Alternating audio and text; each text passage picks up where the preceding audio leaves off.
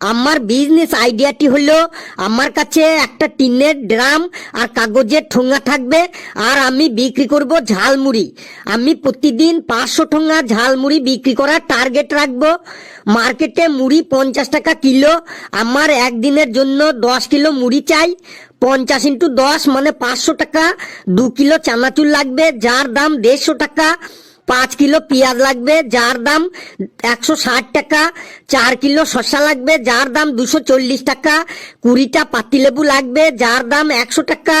1 kilo সর্ষের তেল লাগবে, যার দাম 130 টাকা। আর 5 কিলো কাঁচা লঙ্কা লাগবে, যার দাম 300 টাকা। আর কাগজের ঠোঙা লাগবে 500 পিস, যার দাম 100 টাকা। যদি আমি টোটাল ইনভেস্টমেন্ট দেখি, তাহলে আমার লাগবে মোট 500 plus 150 plus 160 plus 240 plus 100 plus 130 plus 300 plus 100, মোট 1680 টাকা। 1680 টাকা আমার বিজনেস স্টার্ট হয়ে যাবে। আর আমি এক ঠোঙা ঝালমুড়ি 25 টাকা করে বিক্রি করব। তাহলে 500 ঠোঙা ঝালমুড়ির দাম হবে 500 × 25 মানে 12,500 টাকা।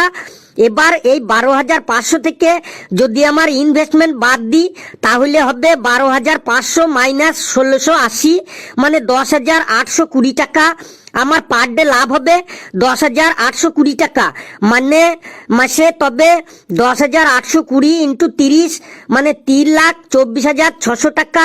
বছরে হবে 3,24,600 × 12 মানে 38,95,200 টাকা। শরীর খারাপ বা কোনোদিন যদি আমি ছুটি নিই, তার জন্য 95,200 টাকা বাদ দিলাম, তাহলে আমার বছরে 38 লাখ টাকা লাভ থাকবেই থাকবে। এত টাকা তো আমি ইঞ্জিনিয়ার হয়েও কামাতে পারবো না।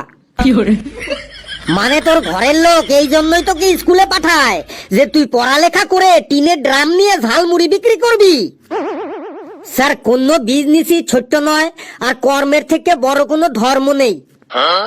ওই বেশি বড় বড় ডায়লগ বলিস না তুই। সবই বুঝলাম, কিন্তু তুমি 10 কিলো মুড়ি মাখাতে 5 কিলো কাঁচা লঙ্কা ব্যবহার করবে। ওই মুড়ি খেলে ঝালে কেউ টিকতে পারবে? স্যার, মুড়িটার নামই তো হলো ঝালমুড়ি, তাই বলে এত ঝাল? স্যার, মুড়িটা তো ঝাল দেবারও কারণ আছে। আমার ওই ঝালমুড়ির দোকানের পাশেই আমার ভাইকে চিনির শরবতের দোকান দিতে বলবো।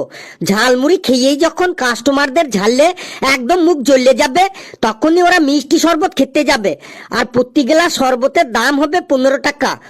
1 গ্লাস শরবত তৈরি করতে 3 টাকার চিনি লাগবে, তাহলে প্রতি গ্লাসে 13 টাকা করে লাভ থাকবে। তাহলে 500 × 13 মানে 6,500 টাকা এই শরবত বিক্রি করে পার ডে আমার লাভ হবে। তাহলে 6,500 টাকা মানে মাসে হবে 1,95,000 টাকা, আর বছরে হবে 23,40,000 টাকা। কি সাংঘাতিক আইডিয়া রে! ওই শরবত খেয়েও যদি কাস্টমারদের মুখের ঝাল না দূর হয়, তখন কি করবি? স্যার, ওই শরবত খেয়েও যদি কাস্টমারদের ঝাল না দূর হয়, তাহলে আমি আমার কাকাকে ওই শরবতের দোকানের পাশেই ল্যাংচার দোকান খুলতে বলবো। ওই ল্যাংচা খেলেই ঝাল মিটে যাবে। ধরুন 100 কাস্টমারের শরবত খেয়েই ঝাল মিটে গেল, পরে রইল 400 কাস্টমার। ওই 400 কাস্টমার যদি 2টো করে ল্যাংচা খায়, তাহলে একটি ল্যাংচা 10 টাকা হলে 2টো ল্যাংচা 20 টাকা। তাহলে 20 × 400 কাস্টমার মানে 8,000 টাকার ল্যাংচা বিক্রি হবে। আর 8,000 ল্যাংচা বানাতে 3,500 টাকা খরচ হইলে 5,500 টাকা পার ডে লাভ হবে। তাহলে এবার আপনি মাসের আর বছরের হিসাবটা করে নিন। তারপর এমন একদিন আসবে, তখন আমি শুধু দিনে বসে বসে শুধু মেশিনে টাকাই গুনবো। এদের বিজনেসের আইডিয়া শুনে আমার নিজের বিজনেসের কথাই ভুলে গেছি। চলুন তাড়াতাড়ি এখান থেকে কেটে পড়ি, না হলে এরা আমাদেরকে একদম পাগল করে ছাড়বে।